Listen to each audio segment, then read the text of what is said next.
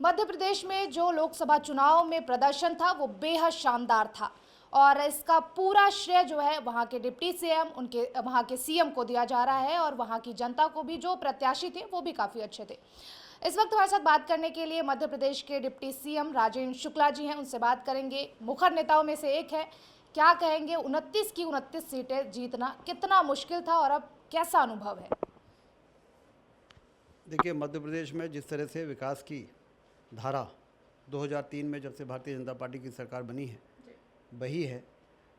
मध्य प्रदेश पहले भी संगठन की दृष्टि से भारतीय जनता पार्टी का गढ़ माना जाता रहा है। एक आदर्श संगठन माननीय कुशाभाऊ ठाकरे जी के समय से ही मध्य प्रदेश का रहा है। और जब हमें सरकार बनाने का मौका मिला तो सरकारों ने इस प्रकार से सुशासन की स्थापना की कि लगातार भारतीय जनता पार्टी का जनाधार बढ़ता रहा। और फिर मोदी जी के 10 वर्षों के कार्यकाल ने तो एक तरीके से सोने में सुहागे का काम किया है। मोदी के मन में एमपी और एमपी के मन में मोदी का नारा मध्य प्रदेश के हर ज़िले में गूंजता है। जब विधानसभा का चुनाव होता है तब भी, और जब लोकसभा का चुनाव होता है तो फिर स्वाभाविक रूप से उसमें और ज़्यादा। तो इन सब का असर यहाँ पे पड़ा है। हमारे मुख्यमंत्री डॉक्टर मोहन यादव जी के नेतृत्व में, प्रदेश अध्यक्ष वी.डी. शर्मा जी के संगठनात्मक सक्रियता से और तमाम वरिष्ठ नेता हमारे यहाँ हैं, कार्यकर्ताओं की फ़ौज है हमारे यहाँ, पन्ना प्रमुख तक के कार्यकर्ता वहाँ बहुत सक्रिय हैं। सभी ने इस बार मोदी जी को तीसरी बार प्रधानमंत्री बना के वो बचे हुए काम जिसको पूरे होने से आर्थिक महाशक्ति के रूप में हमारा देश बन सकता है, उसको ध्यान में रखते हुए बहुत गंभीरता के साथ इस चुनाव में काम किया। और जिसके कारण पिछली बार आपको ध्यान होगा 2019 के चुनाव में 29 में से 28 सीटें जीते थे।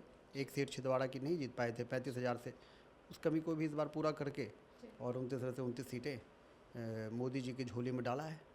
क्या लगता है विपक्ष का सुपड़ा ही साफ कर दिया एमपी से? बिल्कुल। और इस प्रदर्शन से पूरे देश में मध्य प्रदेश के प्रति लोगों का सम्मान बढ़ा है कि सूझबूझ के साथ मध्य प्रदेश ने इस भूमिका निभाई है इस लोकसभा के चुनाव में। सुगबुगाहट ये भी है कि मध्य प्रदेश के पूर्व सीएम जो शिवराज सिंह चौहान हैं उनको पार्टी की एक बड़ी जिम्मेदारी दी जा सकती है, आप क्या कहेंगे? नहीं, हमारे पार्टी में तो समय समय पे किसको क्या जिम्मेदारी देनी है निर्णय होते हैं। तो क्या निर्णय होगा ये तो किसी को मालूम रहता नहीं है। और इसलिए हमें सबको इंतज़ार करना पड़ेगा कि अभी मोदी जी शपथ लेंगे, सब मंत्रिमंडल बनेगा, तो इन सब चीज़ों में किसको क्या दायित्व दिया जाएगा, ये इतना बड़ा सवाल है जो मेरे जैसे छोटा कार्यकर्ता आपको शायद जवाब नहीं दे पाएगा। जी। देखिए, कार्यकर्ता आप खुद को भी कह रहे हैं, शिवराज सिंह चौहान है वो भी खुद को कार्यकर्ता मानते हैं, वो कहते हैं कि हम जनता के सेवक हैं।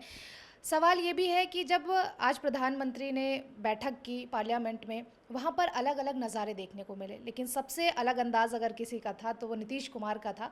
आज उन्होंने प्रधानमंत्री के चरण स्पर्श भी कर लिए। अब मोदी जी के व्यक्ति के कार्यों से लोगों के दिलों में एक सम्मान का भाव पैदा होता है। तो उन्होंने अपने भाषण में भी मोदी जी के बारे में कहा है कि आपने काम किया है, सेवा की है, बाकी लोगों ने कुछ काम नहीं किया है। और इस बार कुछ कमी रह गई है, लेकिन प्रधानमंत्री तो आप बन ही रहे हैं और आने वाले समय में उन सारे कामों को करिए जो रह गया है।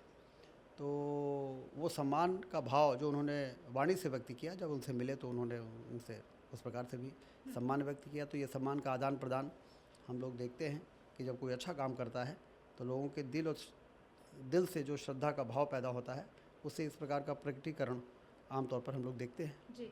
आज ये भी देखने को मिला कि प्रधानमंत्री ने संविधान को स्पर्श किया, उन्होंने सिर झुकाया उसके सामने। अब विपक्ष इस पे भी सवाल कर रहा है कि जिस संविधान को बदलने की बात कर रहे थे, आज ऐसी मजबूरी आ खड़ी हुई है मोदी जी के सामने कि वो नतमस्तक हैं उसके सामने। वो तो पहले भी नतमस्तक रहते थे, उनको शायद ध्यान नहीं। जब 2014 में वो पहली बार प्रधानमंत्री बने तो पहले संसद की सीढ़ियों पर सिर रखकर उन्होंने प्रणाम किया था, फिर अंदर आए सेंट्रल हॉल में।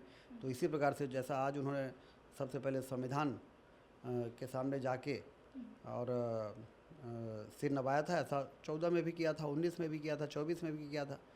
तो ये विपक्ष के लोगों को इस प्रकार से नेगेटिव पॉलिटिक्स के आधार पर यदि वो सोचते हैं कि उनकी वैतरणी पार होगी तो उनकी गलतफहमी है। उनको रचनात्मक सोच रखना पड़ेगा।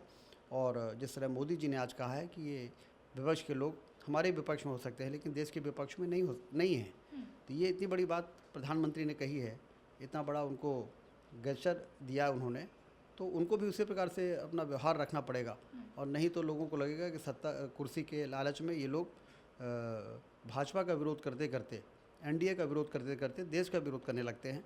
तो उससे बचना पड़ेगा। उनकी छवि भी, उनकी कार्यशैली पर भी देश की जनता की नज़र रहती है। जी सर, बहुत सारी पार्टियां हैं एनडीए में जो अलग अलग मांगे भी कर सकती हैं। अब इसमें कश्मकश ये है कि अगर कोई पार्टी किसी चीज़ की मांग करती है या शर्त के अनुसार अगर एनडीए में शामिल हुई है, क्या लगता है इच्छाओं को बीजेपी पूरा कर पाएगी?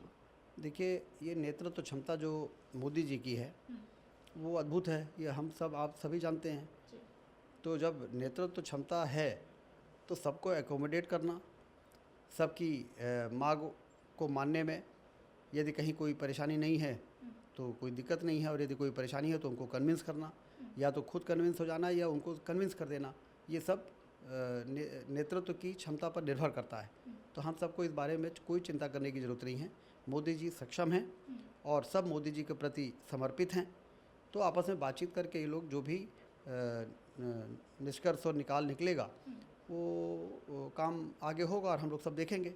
अभी इस स्थिति में हम लोग इस पर कोई टिप्पणी करें, इसका कोई औचित्य नहीं है। एक आखिरी सवाल कि जहां राहुल गांधी ये कहते हैं, कांग्रेस पार्टी ये कहती है कि देश की युवा बेरोजगार हैं, बीजेपी की सरकार में रोजगार नहीं मिला, वहीं आप रोजगार को लेकर, युवाओं को लेकर खासकर काफ़ी सक्रिय रहते हैं, उनके लिए अलग अलग जो है योजनाओं की बात करते हैं। हाँ, शुरू से ही startup India, stand up India, make in India, skill India और मेक इन इंडिया, जैसे कि खूब उद्योग आए, लोग इंडस्ट्री लगाएं, उसमें रोज़गार के अवसर पैदा हो, फिर सिंचाई की नहरों का जाल बिछा के धरती से इतनी दौलत पैदा हो कि आम आदमी की क्रय शक्ति बढ़े।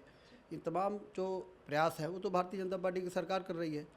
कांग्रेस के लोग, जिन लोगों ने समस्या को जन्म दिया, जिनके अदूरदर्शी नीतियों के कारण देश उतनी प्रगति नहीं कर पाया, ऐसे डिमांड बढ़ती गई और आपूर्ति के लिए हमने प्रयास नहीं किए, अधोसंरचना नहीं बनाई। मोदी जी तो उन समस्याओं का समाधान कर रहे हैं जो विरासत में उनको कांग्रेस की सरकारों से मिली थी, और इसलिए आज कांग्रेस ही बेरोजगारी की बात करती है, महंगाई की बात करती है। इन समस्याओं की जन्मदाता तो कांग्रेस है, और भारतीय जनता पार्टी की सरकार, एनडीए की सरकार उन समस्याओं के समाधान के लिए प्रयास कर रही है। चौतरफा रेलवे की लाइनें बिछ रही हैं, हाईवे बन रहे हैं, हवाई अड्डे बन रहे हैं, उससे हमारी आर्थिक गतिविधियां बढ़ रही हैं, उससे रोज़गार के अवसर पैदा हो रहे हैं, और रोज़गार के अवसर पैदा होंगे तो बेरोजगारी दूर होगी, फिर गरीबी दूर होगी। बहुत बहुत शुक्रिया। और ये थे हमारे साथ मध्य प्रदेश के deputy CM Rajendra Shukla. Camera person Praful Goswami के साथ काजल सिंह, TV7 भारत।